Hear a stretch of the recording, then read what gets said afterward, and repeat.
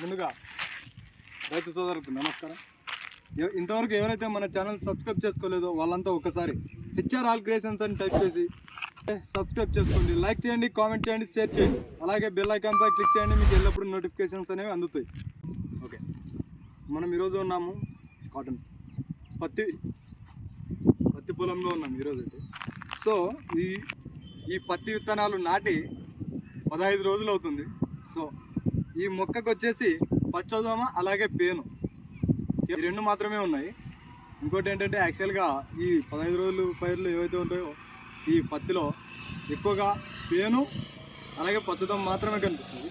కాబట్టి వీటికి వాడుకోవాల్సిన మందులు థైమెథాక్సమ్ 25%, అలాగే fipronil SC formulate, thiamethoxam 25%, WG vegetable granules. ఈ కెమికల్స్ని ఉపయోగించి ఈ పచ్చదోమ అలాగే పేను అనేది కంట్రోల్ చేసుకోవచ్చు. అలాగే మొక్క కూడా బాగా పెరుగుతుంది. ఇంకోటి ఏంటంటే మనకి గట్టి మందుల విషయానికి వస్తే కనుక ఈ స్టేజ్కి అవని పుడమి అనేది బాగా మంచిగా ఉంటుంది.